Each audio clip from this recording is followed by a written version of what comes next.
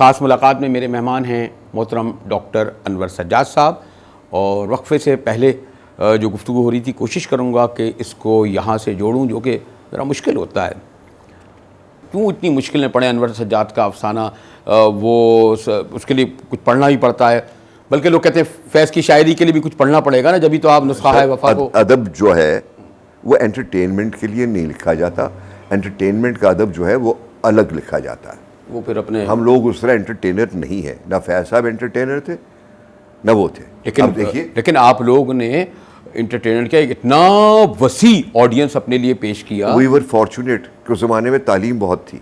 अच्छा, हमने तो तालीम अब बहुत है, हमने बीकन हाउस है, सिटी है, ए लेवल ओ लेवल यूनिवर्सिटियां। हमारे यहाँ उस वक्त सभी स्कूल पीले स्कूल थे कराची में। ठीक है, मेरी बात आप समझिए, उस वक्त इदारों की बहुत ज्यादा तबकाती तकसीम नहीं हुई थी।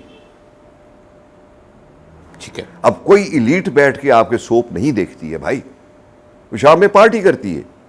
हाँ, तो कौन देखता बेचारा? हसरत के मारे लोग जो ग्लैमर देखना चाहते हैं, जो अपनी प्रॉब्लम से मुंह मोड़ना चाहते हैं, हमने 60 साल में यही तो किया। ठीक है, मेरी बात आप समझे। और जब किया ही किया, भुट्टो साहब को हमने एक ऐसा देवता का दर्जा दे दिया कि वो उनसे जरा भी गलती एक्सपेक्ट ना करते थे। एक तो हमारी ये बड़ी सिफत है। आप ही लोगों ने तो दिया, आप भी तो बानी अरकान में थे। लोग अवाम ने दिया, हमने क्या देना था? हम थे हमारे तो इख्तिलाफ उनकी ज़िंदगी में ही हो गए थे बाद में, लेकिन वो तो अगर वो जेल में ना होते तो हम कहाँ थे उनके साथ? मैं तो नहीं था। ठीक है, मेरी बात आप समझे। मैं तो उस वक्त था बना सेक्रेटरी इसका पीपल्स पार्टी के जोन 4 का और उसका लाहौर का कोऑर्डिनेटिंग सेक्रेटरी, जब इब्तला शुरू हो चुकी थी।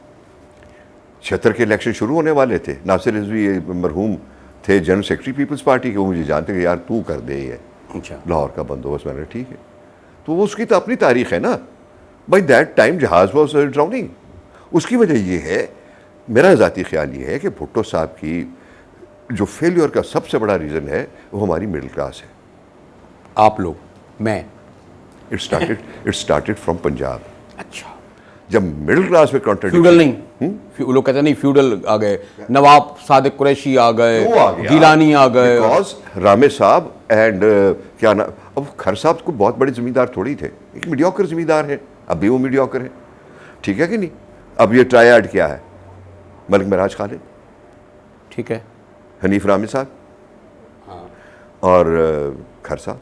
और डॉक्टर साहब को कहाँ रखेंगे? मुबशिर हसन को, डॉक्टर मुबशिर हसन को। सुपर इलीट में हो गया ना, पॉलिटिकल इलीट में। मैं तो पंजाब की सूबाई गवर्नमेंट की बात कर रहा हूँ। नहीं, मैं मेरे ख्याल से जिन लोगों ने बगावत की ना, कि अगर मिडिल क्लास की, वो जो आप कह रहे हैं ना, वो ये कहते थे जी फ्यूडल जिम्मेदार है। जी मिडिल क्लास ने तो मिडिल क्लास ने तो पीपल्स पार्टी को, डॉक्टर साहब बैकबोन थी ना। मैं यही कह रहा हूँ ना, डिजर्ट भी उन्होंने किया आपस के झगड़ों में। They could not resolve their contradictions. ऐसा अच्छा मौका मिला था। हाँ, मेरी बात आप समझिए नहीं समझिए? अगर ज़िया ना आता हो तो मुतहिद कहाँ होते थे ये? ज़िया के ज़माने में भी लोगों ने मुस्लिम लीग को ज्वाइन किया, भुट्टो साहब के बाद कैसे नहीं किया? तारीख तो पढ़िए। ज़्यादा जिम्मेदार खुद भुट्टो साहब का क्लास करेक्टर नहीं, भुट्टो साहब का क्लास करेक्टर जो था ना, वो बड़ा ही डाइकोटोमस था। मैं समझता हूँ कि he was absolutely indecisive when he talked about the people. He was actually talking about his mother. About his mother? अच्छा, फ्रॉम मॉडेस्ट फैमिली।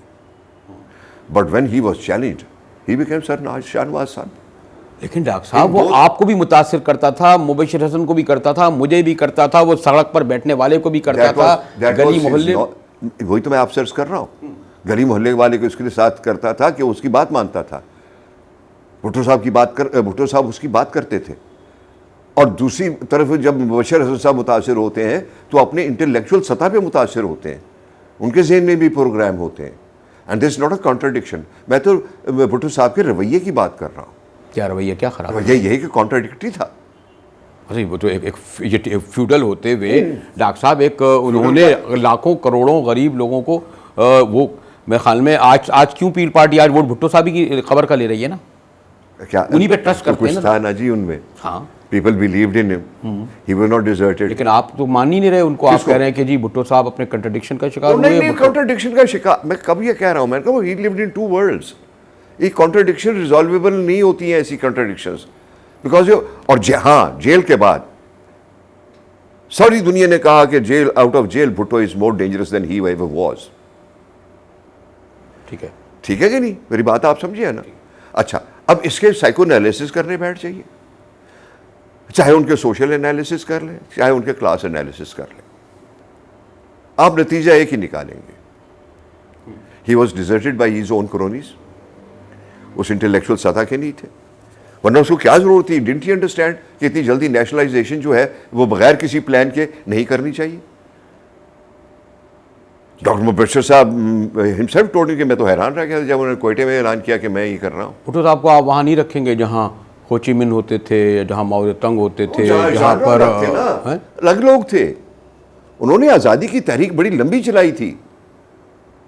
हो ची मिन अल्लाह हो गनी, उनके ऑब्जेक्टिव रियलिटीज और थी, और अपनी ऑब्जेक्टिव रियलिटीज। लेकिन पाकिस्तान की सियासत में भुट्टो का कोई दूसरा मुतबादिल तो बताएं जो आज तक इतने लाखों करोड़ लोगों को कैच करता रहा है, उन्हें देता रहा है। डॉक्टर साहब फिर कहाँ रखेंगे? Hero, villain? नहीं, वे मैंने कब कहा विलन? ये तो मैंने उनकी पॉलिसी के बारे में बात की है, उनकी शख्सियत, उनकी थिंकिंग और उनके इरादों के बारे में बात नहीं की है।